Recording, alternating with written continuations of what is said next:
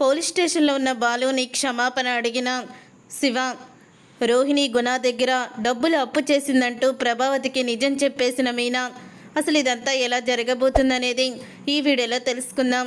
ఇక మీనా అయితే శివతో అంటూ ఉంటుంది, నీ భవిష్యత్తు బాగుండాలనేరా ఆయన జైలుకి వెళ్ళింది అని అంటూ ఉంటుంది మీనా. ఏంటక్క నువ్వు చెప్పేది? అవునరా, ఆయన తాగుమూతులాగా ప్రిన్సిపల్ ముందు నటించాడు. నువ్వే తప్పు చేయలేదని ప్రిన్సిపల్ నమ్మేలాగా చేసి ఇప్పుడు నీకు ఎగ్జామ్స్కి ఎటువంటి ఆటం లేకుండా చేశాడ్రా. మీ బావ ఎప్పుడు కూడా నీ బాగునే కోరుకుంటాడు, కానీ నువ్వే మీ బావని అపార్థం చేసుకున్నావు అని అంటూ ఉంటుంది మీనా. అప్పుడు ఇక నిజం తెలుసుకొని శివ అయితే చాలా బాధపడుతూ ఉంటాడు. పదక్క బావ దగ్గరికి వెళ్దాం అని అంటూ ఉంటాడు. అప్పుడు ఇక శివ అయితే పోలీస్ స్టేషన్కి వెళ్తాడు మీనాని తీసుకొని. ఇక మీనాని తీసుకుని వెళ్ళి, బావా నన్ను క్షమించు బావా, నిన్ను నేను అర్థం చేసుకోలేకపోయాను. నీలాంటి గొప్ప వ్యక్తి గురించి తప్పుగా మాట్లాడాను, తప్పుగా ఆలోచించాను. గుణాగాడ్ లాంటి మాటలు విని వాడు చేసిందే కరెక్ట్ అని, నువ్వు చేసిందే తప్పు అని నేను అనుకొని ఇన్ని రోజులు కూడా భ్రమలో ఉండిపోయాను. కానీ నువ్వు ఎప్పుడూ కూడా నా మంచిని కోరుకుంటావని, ఆ గుణాగాడు స్వార్థంగా ఆలోచించి నా పతనాన్ని కోరుకుంటాడని ఇప్పుడే అర్థమైంది. నిన్ను ఎలాగైనా బయటికి తీసుకొస్తాను బావా, తీసుకొస్తాను అని అంటూ ఉంటాడు శివ. అప్పుడు ఇక బాలు అయితే, రే శివ, ఎప్పుడూ కూడా నువ్వు మంచిగా ఉండాలని కోరుకుంటానురా, కానీ నువ్వు ఇలా చెడు అలవాట్లు పడితే ఎక్కడ మీ అక్క మీ అమ్మ బాధపడతారో అని నేను కూడా నిన్ను మందలిస్తూ వచ్చేవాడిని, కానీ నువ్వే నన్ను అపార్థం చేసుకున్నావు అని అంటూ ఉంటాడు. నీ మీద నాకు ఎప్పుడూ కోపం లేదురా, నువ్వు నాకు సొంత తమ్ముడితో సమానం అని అంటూ ఉంటాడు బాలు. అయితే నిన్ను ఎలాగైనా విడిపిస్తాను బావా, వస్తాను అని అంటూ ఉంటాడు శివ. రే శివ, ఎక్కడికి వెళ్తావురా అని అడుగుతూ ఉంటుంది మీనా. ప్రిన్సిపల్ దగ్గరికి వెళ్తానక్క, జరిగిందంతా కూడా చెప్తాను అని అంటూ ఉంటే, రే ప్రిన్సిపల్ దగ్గరికి వెళ్ళి జరిగిందంతా చెప్తే అప్పుడు నువ్వు తప్పు చేసావు అనుకుంటాడ్రా. ఇప్పటి వరకు మేము పడిన కష్టం అంతా కూడా బూడిదలో పోసిన పన్నీర్ అవుతుంది రే, అందుకని నేను చెప్పేది చెప్పు, వెళ్ళి ప్రిన్సిపల్ దగ్గర అని అంటూ ఉంటుంది మీనా. అప్పుడు ఇక శివ అయితే సరే అక్క అని ప్రిన్సిపల్ దగ్గరికి ఇక శివ అయితే వెళ్తాడు. సార్, మా బావ మీద పెట్టిన కేసుని వాపస్ తీసుకోండి సార్ అని అంటూ ఉంటాడు.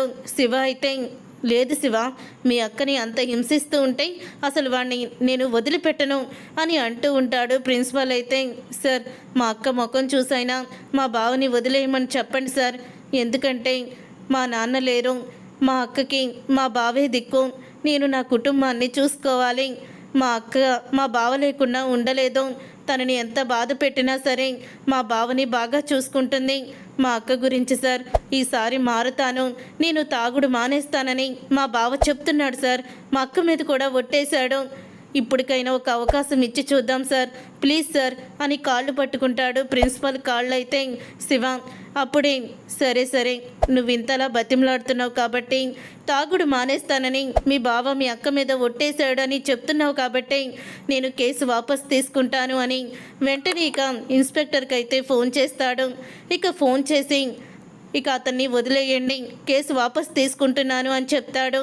అది విని ఇక శివ అయితే, చాలా థ్యాంక్స్ సార్, మీలాంటి మంచి వాళ్ళు చాలా అరుదుగా ఉంటారు, మీరు చాలా గొప్పవాళ్ళు సార్ అని పొగుడుతూ ఉంటాడు శివ. నిన్ను అపార్థం చేసుకున్నాను శివ, నువ్వు ఎటువంటి ఆటంకాలు లేకుండా రేపు ఎగ్జామ్ రాయొచ్చు అని ప్రిన్సిపల్ చెప్పంగానే చాలా థ్యాంక్స్ సార్ అని అంటూ ఉంటాడు శివ. తర్వాత ఇక పోలీస్ స్టేషన్ నుంచి బాలు అయితే విడుదలయ్యి వచ్చేస్తాడు. ఈరోజు నాకు చాలా ఆనందంగా ఉందండి అని అంటూ ఉంటుంది మీనా. ఇంతలో ఇక గుణాకైతే ఈ విషయం తెలిసిపోతుంది. రేపు శివ ఎగ్జామ్ రాసేస్తున్నాడు, శివ ఏ తప్పు చేయలేదని ప్రిన్సిపల్ దృఢంగా నమ్మాడు. ఆ బాలు మీద ఏదో మాయ చేశారు, ఆ బాలుగాడు పోలీస్ స్టేషన్కి కూడా వెళ్ళాడన్నా అని అంటూ ఉంటాడు. గుణ మనిషి అయితే అసలు పోలీస్ స్టేషన్కి ఎందుకు వెళ్ళాడు అని అంటూ అడుగుతూ ఉంటాడు. గుణ, ఏముంది ఆ శివ గురించి ఏదో నాటకమాడి వెళ్ళుంటాడు అని చెప్పగానే, ఆ శివగాడి చేత ఎగ్జామ్ రాయించకూడదనుకున్నాను, కానీ ఇప్పుడు ఎగ్జామ్ రాస్తున్నాడు, మళ్ళీ ఏదైనా చేశామంటే ఈసారి ఆ బాలు అయితే నన్ను చంపేస్తాడు, ఇప్పుడు మనం ఏమీ చెయ్యలేము అని అనుకుంటూ ఉంటాడు గుణ. వెంటనే రోహిణికి ఫోన్ చేస్తాడు. రోహిణికి ఫోన్ చేసి ఇలా అంటూ ఉంటాడు. ఆ బాలు శివ కోసం పోలీస్ స్టేషన్కి కూడా వెళ్ళాడు. నువ్వేమో ఇంతవరకు వీడియోని సంపాదించలేదు. నువ్వు తొందరగా నాకు వీడియోని సంపాదించివ్వు. ఆ ఫోను బాలు ఫోను తీసుకొచ్చి నా చేతిలో పెట్టు అని అంటూ ఉంటాడు. గుణ అయితే అవకాశం వస్తే తప్పకుండా చేస్తాను. బాలు అసలు పోలీస్ స్టేషన్కి వెళ్ళాడని నీకెవరు చెప్పారు అని అడుగుతూ ఉంటుంది గుణని రోహిణి. నాకెందుకు తెలియకుండా ఉంటుంది అని గుణ అయితే అంటాడు. తర్వాత ఇక రోహిణి ఫోన్ పెట్టేసి ఈ విషయం అత్తయ్యకి చెప్పాలి అని రోహిణి అయితే వెళ్ళి చెప్తుంది. ప్రభావతికి వాళ్ళ బామర్ది కోసం ఎందుకు అరెస్ట్ అయ్యి పోలీస్ స్టేషన్కి కూడా వెళ్ళాడంట అత్తయ్య బాలు అని చెప్పడంతో అప్పుడే ప్రభావతి బాలు మీనా ఇంటికి రావడం చూసి ఏంటి అప్పుడే వదిలేశారా నిన్ను? మీ బామర్ది కోసం పోలీస్ స్టేషన్కి వెళ్ళావంట. ఈసారి ఏ దొంగతనం చేసి మీ బామర్ది దొరికిపోతే నువ్వు వాడు బదులు వెళ్ళావురా అని అడుగుతూ ఉంటుంది ప్రభావతి. నా తమ్ముడు అరెస్ట్ అయినట్టు నాకు మా తమ్ముడికి అరెస్ట్ చేయించిన ప్రిన్సిపల్కి అరెస్ట్ అయిన ఆయనకే తెలుసు, కానీ మీకెలా తెలిసింది అత్తయ్య అని అడుగుతూ ఉంటుంది మీనా.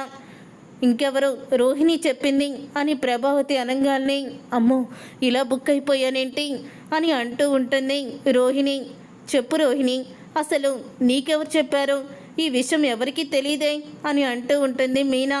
ఏంటి నా కోడల్ని దబాయిస్తున్నావు అని అడుగుతూ ఉంటుంది ప్రభావతి. మీరు ఆగుతారా కాసేపు అని అంటూ ఉంటుంది మీనా. చెప్పు నీకెవరు చెప్పారు ఈ విషయం అని అనగానే నాకు తెలిసింది అని అంటూ ఉంటుంది రోహిణి. ఇంతలో ఫోన్ అయితే వస్తూ ఉంటుంది రోహిణికి. అప్పుడు ఇక ఫోన్ రావడంతో ఫోన్లో పేరైతే చూస్తుంది, గుణ అని వస్తుంది. అసలు గుణకి నీకు ఏంటి సంబంధం? ఆ రౌడీతో నువ్వెందుకు ఫోన్లో మాట్లాడుతున్నావు అని అడుగుతూ ఉంటుంది మీనా. ఏంటి గుణగాడితోనా నువ్వెందుకు మాట్లాడుతున్నావు రోహిణి అని అనగానే ప్రభావతి సత్యం కూడా వాడు రౌడీ కదా, వాడితో నువ్వెందుకు మాట్లాడుతున్నావమ్మా అని అడుగుతూ ఉంటాడు సత్యం కూడా. అప్పుడే రోహిణి అయితే అది మావయ్య, అదేంటంటే ఏదో మామూలుగా మాట్లాడుతున్నాను అని అంటూ ఉంటుంది రోహిణి. ఆ రౌడీ షీటర్తో నీకేం పని పార్లలమ్మా?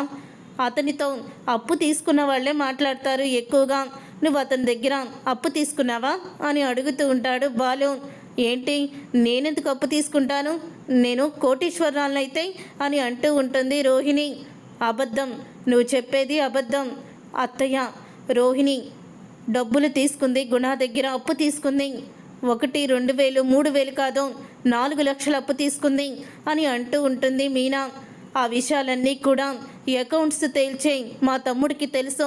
వాడిప్పుడైతే మానేశాడు, కానీ ఇదివరకు గుణ దగ్గరే ఉండేవాడు కదా. గుణ అకౌంట్స్ అన్నీ వాడే చూసుకునేవాడు. వాడే చెప్పాడు రోహిణి గుణ దగ్గర అప్పు చేసిందని, నెల వడ్డీ కూడా కడుతుందని చెప్పాడు అని అనగానే ప్రభావతి షాక్ అయిపోతూ ఉంటుంది. ఎందుకు నువ్వు అప్పు చేశావో, ఎందుకు నెల వడ్డీ కడతానికి వాడి దగ్గరికి వెళ్తున్నావో చెప్పు అని అడుగుతూ ఉంటుంది ప్రభావతి. అమ్మా నేను చెప్తానమ్మా, వాళ్ళ ఫ్రెండు విద్య ఉంది కదా, ఆ అమ్మాయి అప్పు చేసింది. ఆ అప్పు రోహిణియే షూరిటీ ఉండి ఇప్పించింది, అందుకని తన పేరు రాసుకొని ఉంటారు అని మనోజ్ అంటూ ఉంటాడు. నీకు అసలు బుద్ధుందా? అలాంటి రౌడీ షీటర్ దగ్గరికి వెళ్ళి నీ స్నేహితురాలు అడిగిందని అప్పు ఇప్పిస్తావా? అది కట్టకపోతే 4 లక్షలు నువ్వు కడతావా? ఇంకోసారి ఇలాంటి రాజకీయాలు చేసావంటే బాగోదు రోహిణి అని వార్నింగ్ ఇస్తుంది ప్రభావతి. అయితే చూసారుగా ఫ్రెండ్స్, రాబోయే కథలో ఖచ్చితంగా ఇలాగే జరగబోతుంది. మరి ఇలాగే జరగాలని మీరైతే కోరుకుంటున్నారా? అయితే వీడియోని తప్పకుండా లైక్ చేసి ఛానల్ని సబ్స్క్రైబ్ చేసుకొని పక్కనే ఉన్న గంట సింబల్పై ఆల్ అని క్లిక్ చేయండి. అప్పుడే మేము పెట్టే ప్రతి వీడియో మీరు మిస్ కాకుండా చూసేయవచ్చు.